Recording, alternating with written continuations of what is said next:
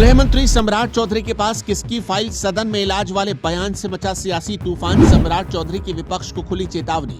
बालू शराब माफिया पर सम्राट चौधरी का शिकंजा, ईडी तक पहुंचे लिस्ट। दिल्ली दौरे के बाद बदला तेवर, सम्राट चौधरी का बड़ा एक्शन प्लान। बिहार में सख्ती का नया दौर, फ्रंट फुट पर सम्राट चौधरी। फाइल पॉलिटिक्स के केंद्र में सम्राट चौधरी। बिहार की सियासत में एक बार फिर तीखा राजनीतिक तापमान देखने को मिल रहा है। विधानसभा के भीतर गृह मंत्री सम्राट चौधरी के बयान ने विपक्ष को सीधा संदेश दिया है कि सरकार अब फाइलों के आधार पर कार्रवाई के मूड में है। सोमवार को सदन में विपक्ष की ओर इशारा करते उन्होंने कहा, आपकी भी फाइल है, कहिएगा तो दिखा देंगे। मैं गृह मंत्री हूं और मुख्यमंत्री जी ने मुझे यही काम दिया है। मेरे पास सबका रिकॉर्ड है कि कौन क्या कर रहा है और किसने क्या काम किया। शासन उचित समय पर कार्रवाई करेगा। एक एक आदमी का इलाज करूंगा, किसी को छोड़ नहीं सकता। ये बयान केवल राजनीतिक तंज नहीं बल्कि संभावित कानूनी कार्रवाई की चेतावनी के रूप में देखा जा रहा है।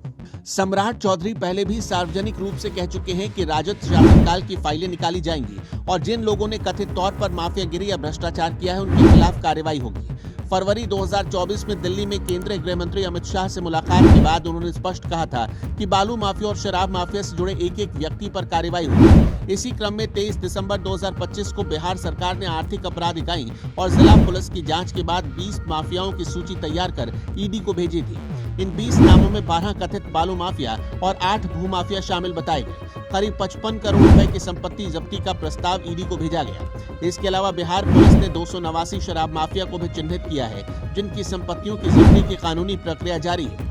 राजनीतिक विवाद तब और गहराया जब अक्टूबर 2024 में ईडी ने आरजेडी के पूर्व विधायक अरुण यादव की लगभग 22 करोड़ रुपए की संपत्ति जब्त की। इसी तरह आरजेडी से जुड़े अन्य नाम भी जांच के दायरे में आए। इन कार्रवाइयों को सत्तारूढ़ दल कानून व्यवस्था की मजबूती और माफिया तंत्र पर नकेल कसने के रूप में प्रस्तुत कर रहा है, जबकि विपक्ष इसे राजनीतिक प्रतिशोध करार दे रहा है। बिहार की राजनीति में बालू खनन और उससे जुड़े आरोप कोई नई बात नहीं है। अगस्त 2017 में भाजपा नेता और पूर्व उप मुख्यमंत्री सुशील कुमार मोदी ने गंभीर आरोप लगाए थे कि आरजेडी अध्यक्ष लालू प्रसाद यादव का संबंध बालू माफिया से रहा है। उन्होंने आरोप लगाया था कि बालू माफिया सुभाष यादव की कंपनियों के जरिए काले धन को सफेद किया जा रहा है। सुशील मोदी के अनुसार महागठबंधन सरकार के दौरान इस कारोबारी को 6 जिलों में बालू खनन का पट्टा मिला था और पट्टे से अधिक अवैध खनन के आरोप भी लगे थे। सुशील मोदी ने यह भी दावा किया था कि पटना के कॉम्प्लेक्स में राबड़ी देवी के नाम पर मौजूद फ्लैटों में से 3 फ्लैट सुभाष यादव ने एक ही दिन में 1 करोड़ 72 लाख रुपए देकर खरीदे। उन्होंने सवाल उठाया कि एक बालू कारोबारी द्वारा एक ही दिन में इतने बड़े सौदे का क्या आधार था।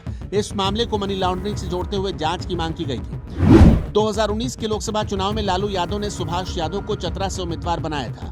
मार्च 2024 में ईडी ने सुभाष यादव के 8 ठिकानों पर छापेमारी की, जिसमें दानापुर स्थित आवास से करीब 2 करोड़ रुपए नकद बरामद होने का दावा किया गया। बाद में उन्हें गिरफ्तार भी किया गया। सितंबर 2024 में ईडी ने सुभाष यादव और अशोक कुमार की लगभग 68 करोड़ रुपए की संपत्ति जब्त करने की कार्रवाई की। इन घटनाक्रमों के बीच सम्राट चौधरी का फाइल वाला बयान राजनीतिक रूप से काफी अहम माना जा रहा है। उनका कहना है कि गृह मंत्री होने के नाते उनके पास सभी गतिविधियों का रिकॉर्ड है और उचित समय पर कार्रवाई की जाएगी। ये संकेत देता है कि सरकार आने वाले दिनों में और सख्त कदम उठा सकती है। हालांकि विपक्ष का आरोप है कि सरकार जांच एजेंसियों का इस्तेमाल राजनीतिक दबाव बनाने के लिए कर रही है। आरजेडी नेताओं का कहना है कि कार्रवाई एकतरफा है और सत्तारूढ़ दल से जुड़े लोगों पर समान रूप से कार्रवाई नहीं हो रही। सवाल ये भी है कि क्या ये सख्ती केवल राजनीतिक संदेश है या वास्तव में बड़े पैमाने पर कानूनी कार्रवाई की तैयारी है। आने वाले महीनों में ये स्पष्ट होगा कि फाइल की चेतावनी किस हद तक जमीन पर उतरती है। फिलहाल इतना तय है कि बिहार की राजनीति में माफिया, मनी लॉन्ड्रिंग और संपत्ति जब्ती जैसे मुद्दे फिर से केंद्र में आ गए हैं। गृह मंत्री सम्राट चौधरी का रुख साफ है। वो कानून व्यवस्था और माफिया तंत्र के खिलाफ आक्रामक नीति अपनाने के पक्ष में है, लेकिन ये भी उतना ही सच है कि बिहार की राजनीति में हर कार्रवाई का राजनीतिक अर्थ निकाला जाता है।